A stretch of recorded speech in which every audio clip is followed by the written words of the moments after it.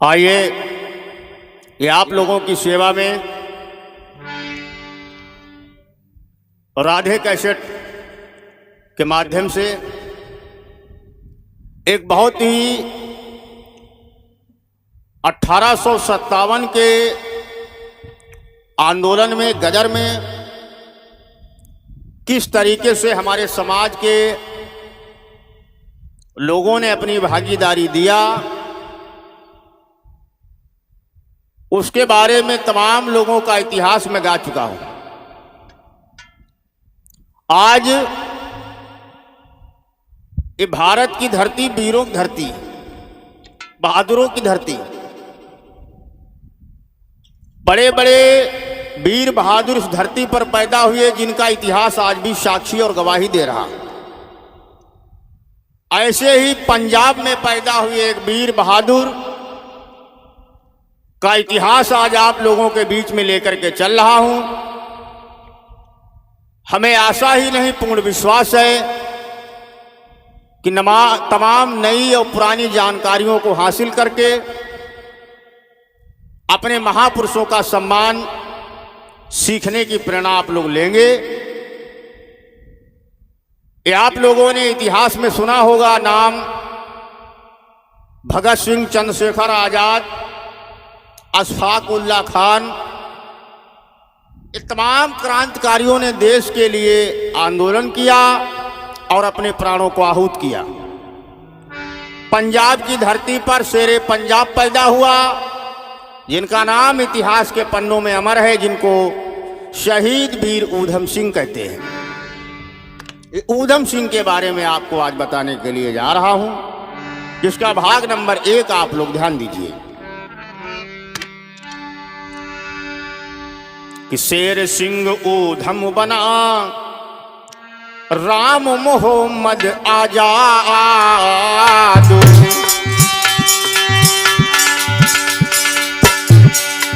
अपनी जान गंवाई के किया देश आजाद।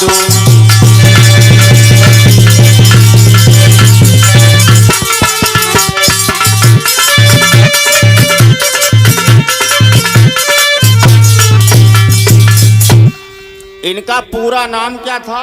तमाम लोग इनका नाम वैसे ऊधम सिंह जानते हैं, लेकिन इनका पूरा नाम था पेंटर राम मोहम्मद सिंह आजाद।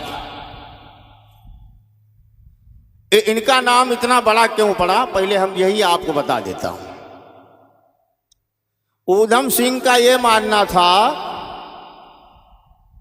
कि सभी महापुरुषों का सम्मान होना चाहिए, तो इसलिए उन्होंने अपने नाम में हिंदू, मुस्लिम, सिख सबको जो है समेट लिया।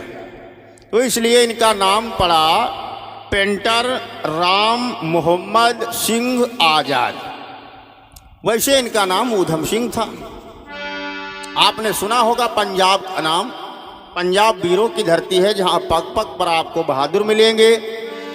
कैसे जाकर के जनरल डायर के सीने में गोली मारी, वो वीरता की कहानी आप लोग सुनेंगे, गौर करिए।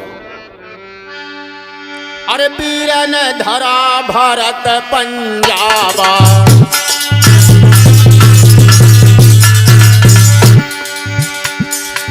वीरन धरा भारत पंजाबा, 5 नदी के बीच 2 आवा।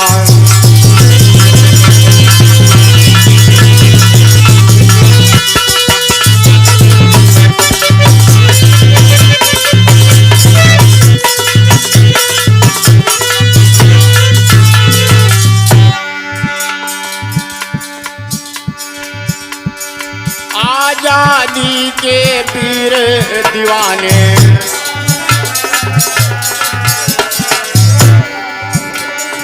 आजादी के पीर दीवाने, कदम कदम मिलते परवाने।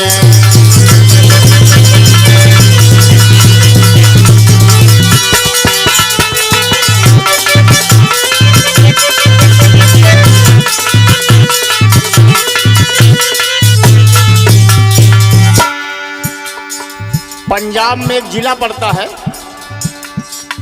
जिसका नाम था संगरूर। संगरूर जिला के रहने वाले थे ऊधम सिंह भाई,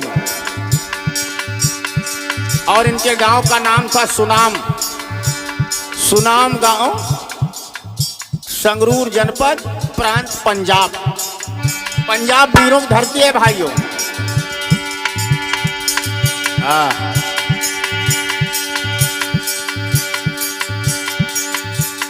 उपाली गांव के ड्यूटी धरता,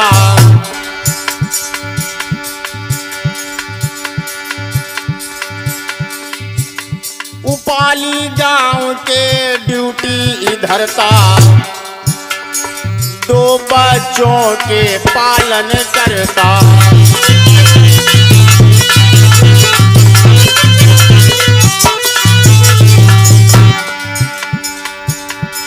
टहल सिंह घर जन्म उलाला,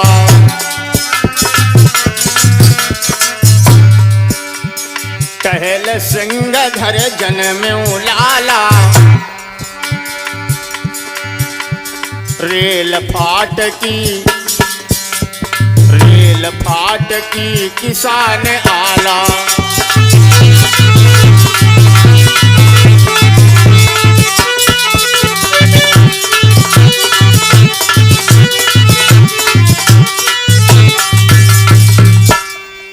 संगरूर जनपद में सुनाम गांव में रहने वाले सिख धर्म को मानने वाले, गौर करिए भाइयों, जिनका नाम था टहल सिंह, और जो खेती किसानी करते थे, उनके घर में ऊधम सिंह का जन्म हुआ। इधर 1899 26 दिसंबर 1899 को ऊधम सिंह का जन्म हुआ। गौर करिए भाइयों, इनके बड़े भाई का नाम मुक्ता सिंह था और ये छोटे थे, इनका नाम ऊधम सिंह था। अरे मुक्ता सिंह रे जेठा भाई, बड़े भैया का नाम मुक्ता सिंह।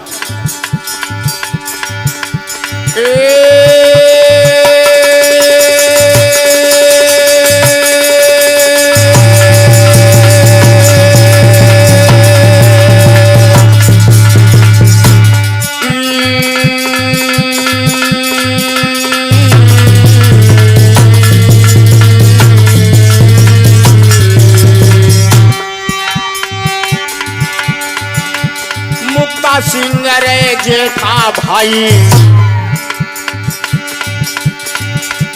जल्दी गुजर गई थी माई।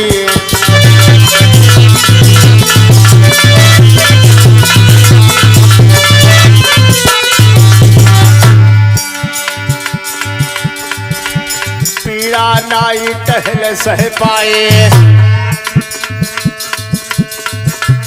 पत्नी पीछे वो भी सिधाए। दोनों बालक भय अनाथा, कोई भी ना दे वैसा था।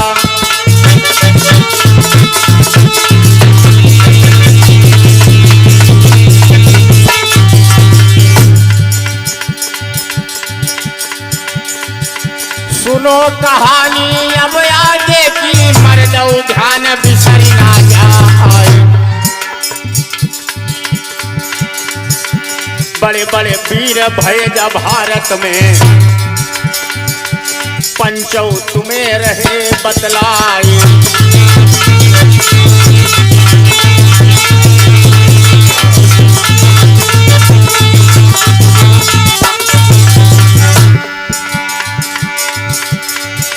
सुनो कहानी ये वीरन की, वीरन ध्यान देन की बात। और लगा ला भैया,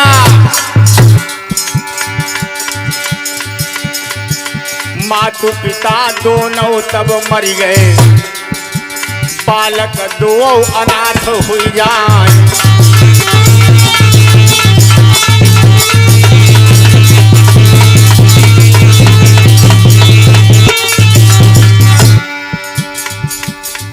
भाइयों, कैसे इतना बड़ा क्रांतिकारी ऊधम बन गए। आज के नौजवान लड़कों को संदेश लेना चाहिए।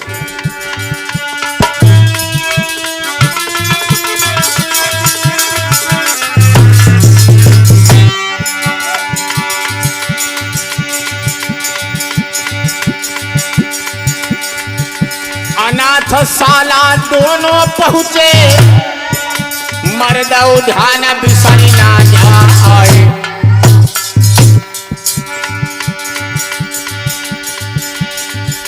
लालन पालन वहीं पे होता,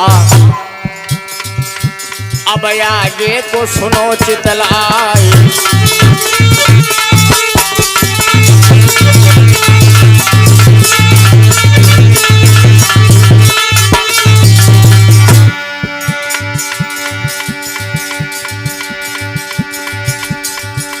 कि भैया मातु पिता के मरे सहारा कोई नहीं प्यारे। कि भैया मातु पिता के मरे सहारा कोई नहीं प्यारे।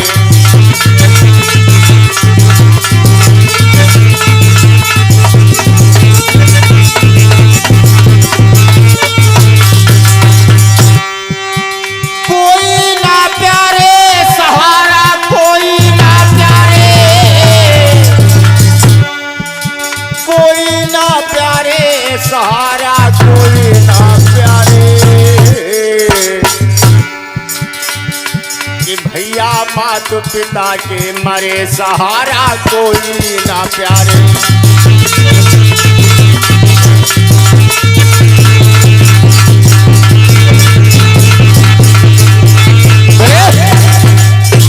आज इस भाव से याद रखना भाइयों, आज ऊधम सिंह दो भाई, बड़े भाई का नाम मुक्ता सिंह, छोटे का नाम ऊधम सिंह, इनका इतिहास आपके बीच में लेकर के चल रहा। इनके पिता का नाम टहल सिंह था और बचपन में ही इनकी मां गुजर गई और मां के मरने के बाद में इनके पिताजी उनका दुख बर्दाश्त नहीं कर पाए और उन्हीं के पीछे थोड़े दिनों के बाद में वो भी संसार को छोड़ करके चले गए। किसी ने सत्य ही कहा है ना कि जाकी मृत्यु अमर नर सोई, ओ संग अकेला साथन कोई।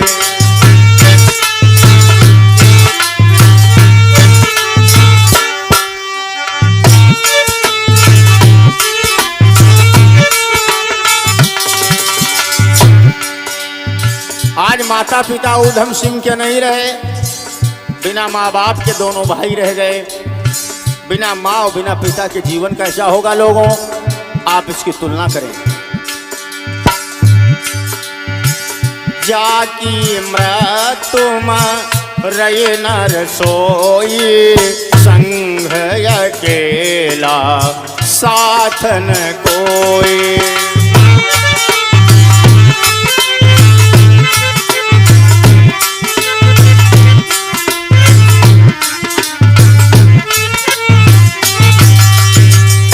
जाकी मृत्यु मरई नर सोई, और संग अकेला साथन कोई।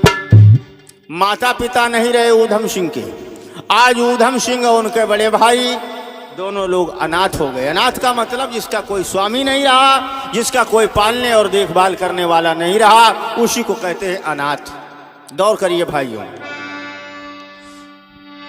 पले बढ़े पढ़ने लगे और अनाथालय की ओट, शेर सिंह ऊधम लिखे मुक्ता साधु नोट। आज उसी अनाथ आश्रम में, अनाथशाला में दोनों भाइयों का लालन पालन हुआ। कैसे दुख में। और एक बात बता दूं भाइयों, ये तमाम महापुरुषों का हमने इतिहास में अध्ययन किया। तमाम आप संत गुरुओं का इतिहास पढ़िए, महापुरुषों का इतिहास पढ़िए। जितने भी विद्वान धरती पर क्रांतिकारी पैदा हुए, उनकी बचपन में माँ गुजर गई या किसी का पिता नहीं रहा, तो उस हालात से महापुरुष जन्म लेता है। ध्यान दीजिए। तो पले बढ़े पढ़ने लगे और अनाथालय की ओट शेर सिंह ऊधम लिखे और मुक्ता साधु नोट। आज जब पढ़ने लिखने में नाम लिखा गया तो ऊधम सिंह का नाम लिखा गया शेर सिंह और उनके बड़े भाई का नाम लिखा गया साधु सिंह। गौर करिए भाइयों, इधर क्या हुआ, हाई स्कूल जिसको मैट्रिक कहते थे पहले, और आज भी लोग जानते हैं कि मैट्रिक हाई स्कूल को 10वीं को कहा जाता है। तो आज 10वीं परीक्षा जब पास किया, गौर करिए कि मैट्रिक तक करी लिए पढ़ाई और देन चले आजादी लड़ाई।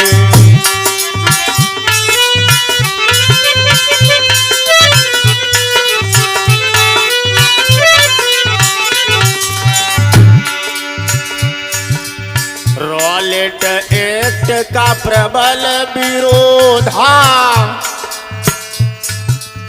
गोरन को इन करे अवरोधा।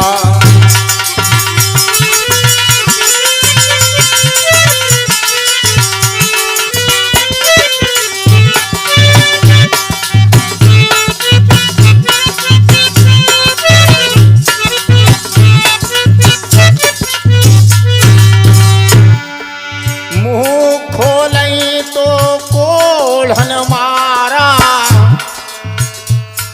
सकल विरोधी जेल में डारा।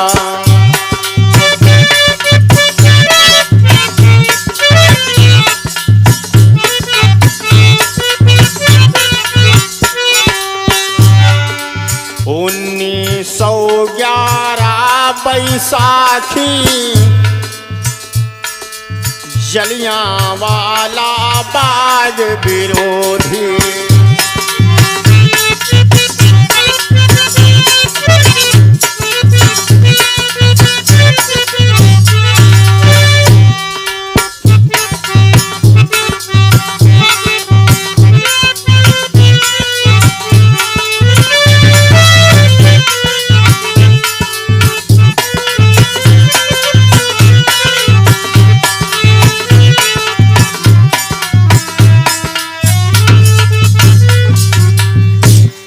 आज इधर जब मैट्रिक पास कर लिया ऊधम सिंह ने, तो आज सोचा कि आजादी जो देश में गोरों से चल रही लड़ाई की जो चल रही है उसको हम भी देखूंगा।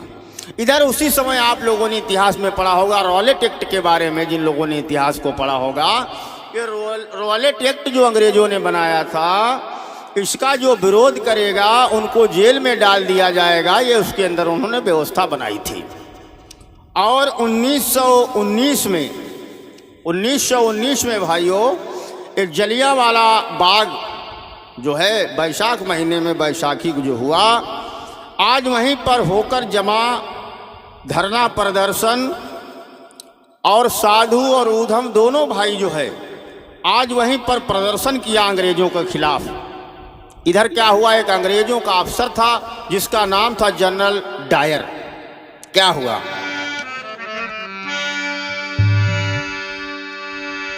अरे जनरल डायर पुलिस बुलावा, जनरल डायर पुलिस बुलावा, 3 रास्ते बंद करावा, चौथी तरफ से गोलाबारी, गिरते भगते सब नर नारी।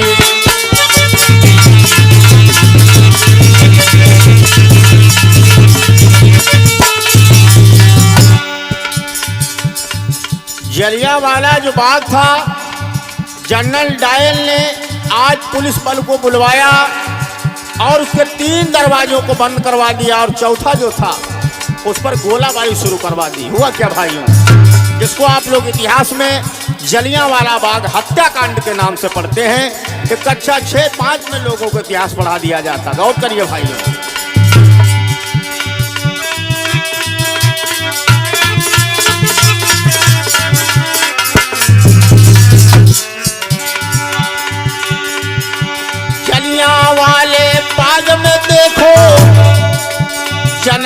गोली दिया चलाए।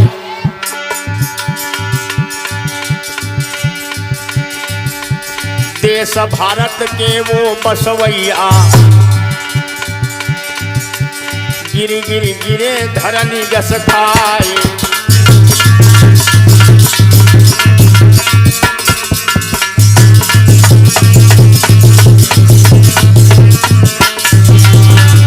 वहीं पर ऊधम सिंह और उनके भैया साधु आज जब ये दशा को निहारा लोगों तो आंखों में आंसू भर आए। नौजवान वो अवस्था ऊधम सिंह की थी।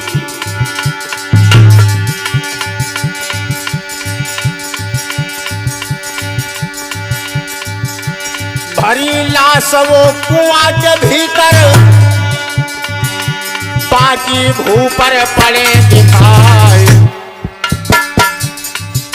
ये जो इतिहास के पन्नों में जलियांवाला बाग हत्याकांड नरसंहार हुआ जिसको जनरल डायर ने करवाया था, आज ऊधम सिंह के मन पर उसने बहुत बड़ी छाप छोड़ दिया। और ऊधम ने आज वहीं से अपने लोगों का जो खून जमीन पे गिरा था उसको उठा करके अपने माथे में तिलक लगा लिया। और हुआ क्या,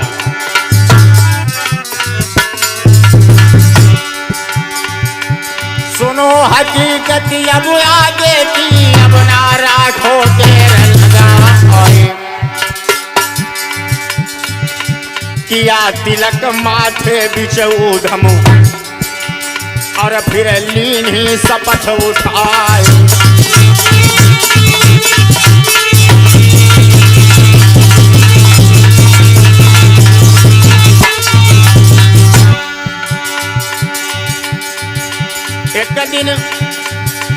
एक दिन मारू मैं टायर को, लीन ही ऐसी शपथ उठाए।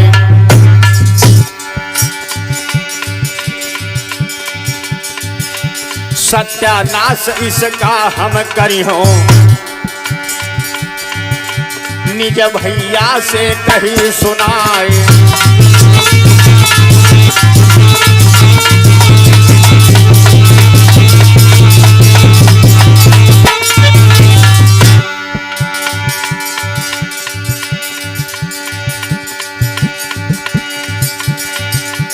भैया बोले अब ऊधम से, ऊधम सुन ले बचन हमारे।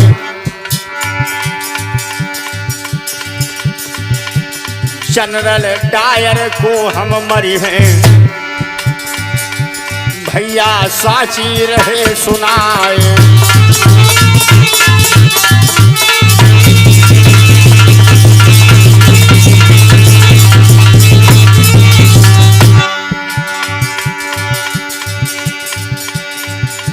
कि भैया जलियांवाला बाग आज लाशन के पटियो है।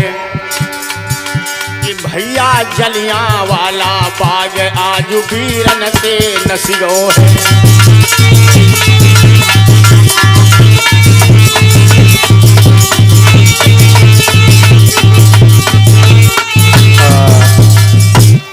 आज ध्यान रहे भाइयों बहनों, इस भाव से ऊधम सिंह आज जब जलियांवाले बाग में हत्याकांड को देखा तो अपने भैया साधु सिंह से कहने लगे, हे भाई, ये देश भारत जो अंग्रेजों के द्वारा गुलाम है उसको मैं आजाद करवा पाऊं या ना करवा पाऊं, लेकिन मैं एक प्रयास जरूर करूंगा। क्या? अपनी मातृभूमि, अपने स्वदेश की रक्षा के लिए हमें चाहे अपने प्राणों को आहूत करना पड़े, लेकिन जिस जनरल डायर ने ये हजारों लोगों का नरसंहार इस जलियांवाले बाग में करवाया है उससे मैं जरूर बदला लूंगा। जनरल डायर का करूं और कैसे भी सत्यानाश, वरना जीना बेकार मम प्रतिक्षण जारी प्रयास। अब रोज बैठ के ऊधम सिंह ये सोचा करते थे कि जनरल डायर को कैसे मारूं, योजना बनाया करते थे लेकिन विफल हो जाती थी। एक बात और बता दूं भाइयों, किसी विद्वान ने कहा था कि प्रयास मनुष्य को निरंतर करते रहना चाहिए, जिसके तमाम उदाहरण हमारे जीवन में हैं। कवि हरिवंश राय बच्चन जी ने बहुत सुंदर 4 पंक्तियां लिखी थी, मुझे याद आ रही हैं। कि लहरों से डरने और वालों की और नौका कभी पार नहीं होती।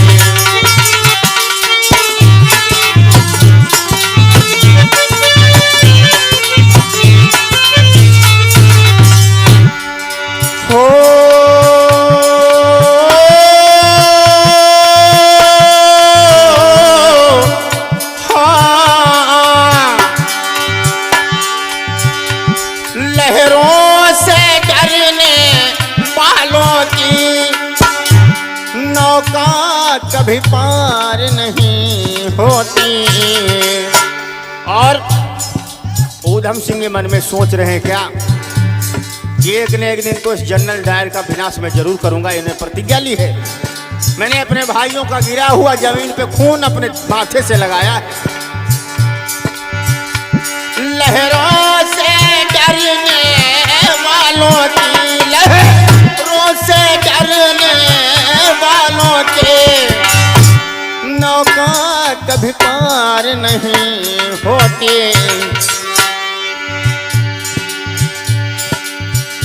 कोशिश करने वालों के, कोशिश करने वालों के जीवन में हार नहीं।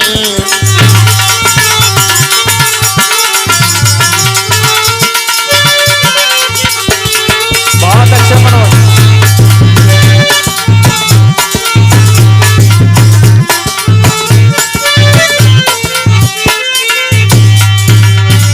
आज के नौजवान ऊधम सिंह को आदर्श बनाएं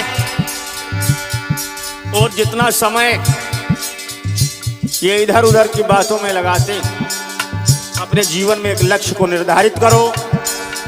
मैंने ऐसा अपने जीवन में अनुभव किया है और विद्वानों के इतिहास को पढ़ने के बाद में ये मुझे अवगत हुआ कि जीवन में मनुष्य के लिए कोई भी मुकाम असंभव नहीं है।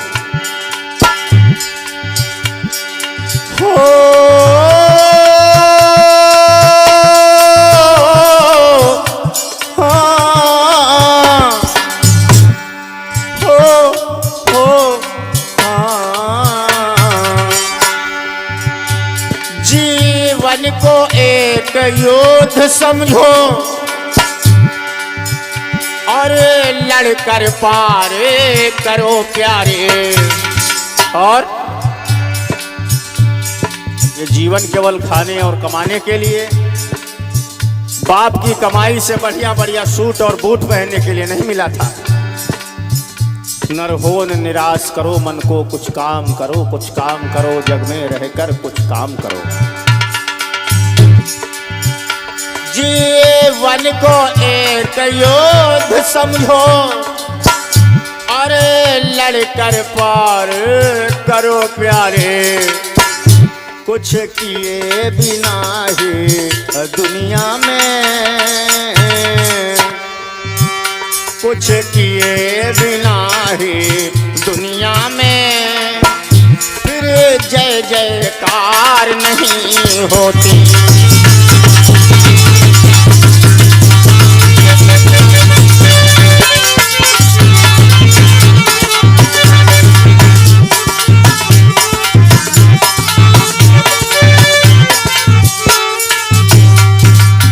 लहरों से डरने वालों की नौका कभी पार नहीं होती और कोशिश करने वालों की कभी हार। आज इस भाव से ऊधम मन में अपने विचार बना रहा कि जनरल डायर का विनाश करना ही हमारे जीवन का प्रथम और अंतिम लक्ष्य है और अपने लक्ष्य पर काम करने लगा। आज के नौजवानों को मैं संदेश देना चाहता हूं इस कहानी के माध्यम से कि अपने जीवन में वो एक लक्ष्य को निर्धारित करें और लक्ष्य को निर्धारित करने के बाद में लक्ष्य के लिए वो काम करें। अगर ऐसा आप नहीं करते हैं क्योंकि दो बातें जीवन में बड़ी अमूल्य और कीमती हैं। होता यूं है कि जब समय होता है तो हमें ज्ञान नहीं होता और जब ज्ञान होता है तब समय नहीं होता। इसलिए दो बातें हमारी अपने जीवन में स्वीकार कर लें, क्योंकि मेरे चैनल पर बहुत युवा साथी जुड़े हुए हैं, छात्र जुड़े हुए हैं। मैं इसलिए संदेश के तौर पर बताना चाहता हूं कि जीवन में दो बातें, समय और समझदारी।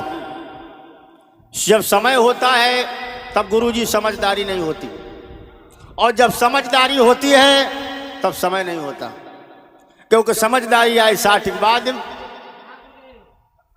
तो समय कहाँ रखा। तो समय और समझदारी, जब समय था तो समझदारी नहीं थी, और जब समझदारी आई तो समय नहीं। इसलिए समय और समझदारी, यानी समय के रहते हुए समझदारी आ जाए तो जीवन को बहुत ऊंचाइयों तक ले जाया जा सकता है। और जिन्होंने अपने जीवन में इसको अंगीकार किया होगा उनके जीवन में उसका प्रतिफल जरूर मिला है। गौर करिए। और वरना ये तमाम लड़के जो आजकल मजनू बने घूम रहे हैं ना, प्रदीप तरह बेटा, ये तमाम जो लड़के घूम रहे हैं ना गुलाब का फूल लिए, मास्टर बोला घंटा जो है लग गया, तमाम लड़के इकट्ठा हो गए फूले लिए घूम रहे, तो इनके लिए भी मैं संदेश दूंगा। आइए, कैसे वीर ऊधम सिंह ने जनरल डायर का विनाश किया और कैसे भारत के महान क्रांतिकारियों में उसका नाम लिखा गया। कि नित क्षण कस संकल्प हो पूरा और साधु सिंह बीमारी घेरा।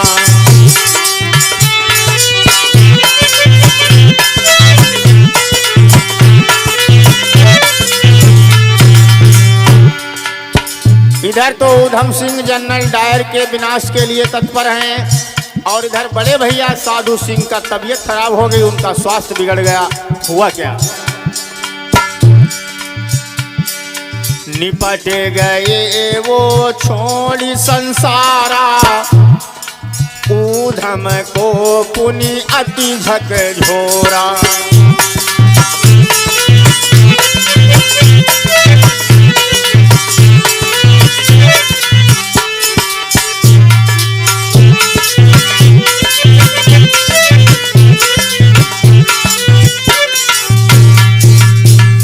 आज इधर जो बड़े भाई ऊधम सिंह के थे, आज वो भी संसार को छोड़ करके चले गए।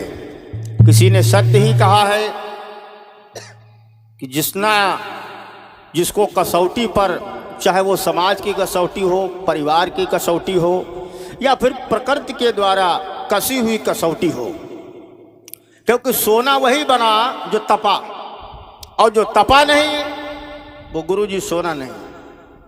जो तपा वो सोना, और जो तपा नहीं वो सोना नहीं। आज ऊधम सिंह के बचपन में माँ और पिता नहीं रहे। आज जब जनरल डायर के विनाश की ठानी है तो बड़े भैया आज मझधार में नैया छोड़ करके चले गए। हुआ क्या? आज अपने भाई की लाश को देख करके ऊधम विलाप कर रहे हैं, भैया तुम हमें समय समय पर यथाउचित सलाह दिया करते थे, हमारा मार्गदर्शन दिया करते थे, अब किसके सहारे पर अपनी प्रतिज्ञा को पूरा करूंगा? तो तुम तो हमें मझधार में छोड़ करके चले गए।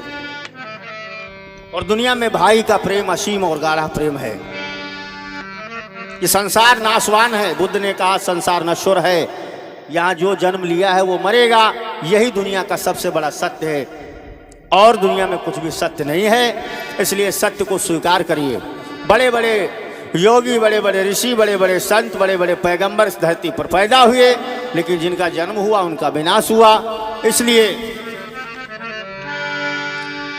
अरे कोई ना रहैया और कोई ना रहैया, और जगत सब चला जाए कोई ना रहैया।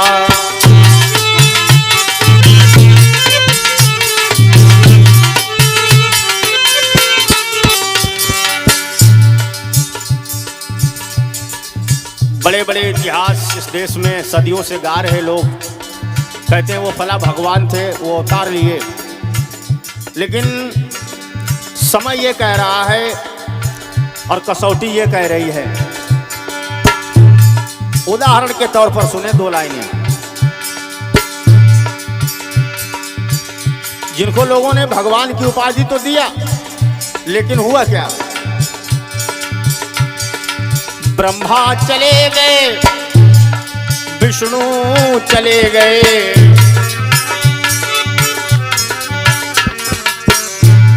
शंकर चले गए, डमरू बजैया, जगत सब जाए रहा डारे मलैया, जगत सब चला जाए कोई ना रहैया।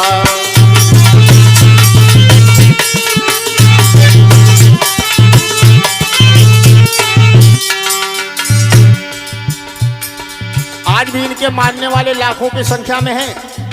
मेरा उद्देश्य किसी की भावनाओं को चोट पहुंचाना, आहत करना नहीं है। मेरा उद्देश्य यह है कि संसार में कोई बच नहीं पाया ये मानव। और गोपी चली गई, ग्वाला चले गए,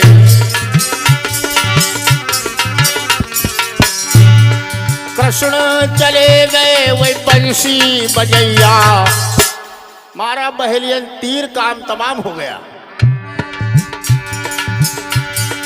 कृष्ण चले गए, वही मुरली बजैया, जगत सब चला जाए डारे मलैया।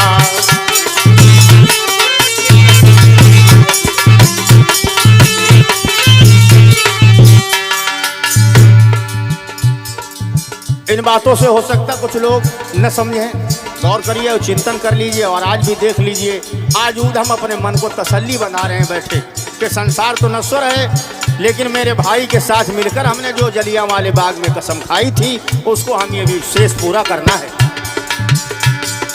गांधी चले गए, नेहरू चले गए,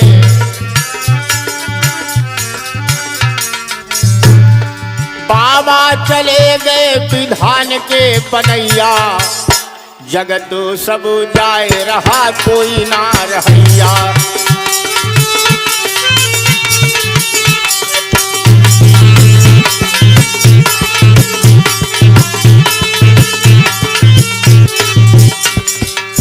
संसार सब जाए रहा डारे मलैया। भैया शिव कुमार, कौन यहां बसने वाला है? तो संसार सब जाए रहा डारे मलैया। आज ऊधम सिंह मन में विचार कर रहे कि अब तो भाई भी हमारे बड़े थे, जो मार्गदर्शक हमारे थे वो भी नहीं रहे, लेकिन आज मन में वो बार बार टीस उठ रही है क्या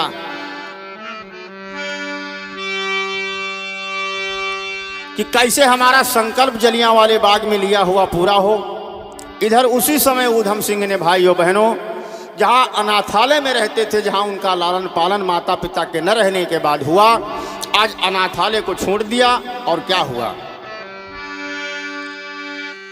कि त्यागी अनाथालय तब दमऊ, और गदर पार्टी शामिल भयऊ।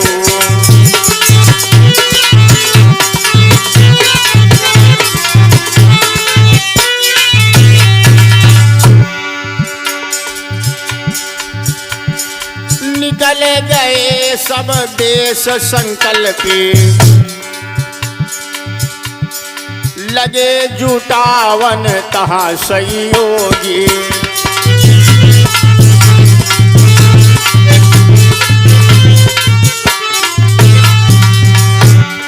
भगत सिंहया देश बुलावा, भगत सिंहया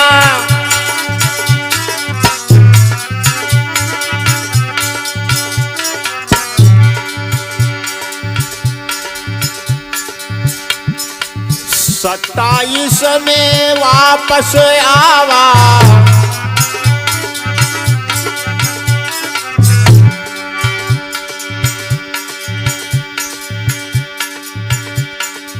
गिरफ्तार अंग्रेजन कीन्हा, गिरफ्तार अंग्रेजन कीन्हा, गिरफ्तार अंग्रेजन कीन्हा।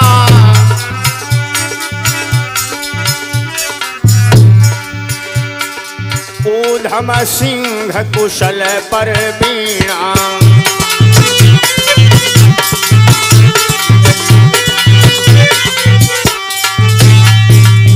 आज मन में यही एक आशा लगी है कि आज किस तरह से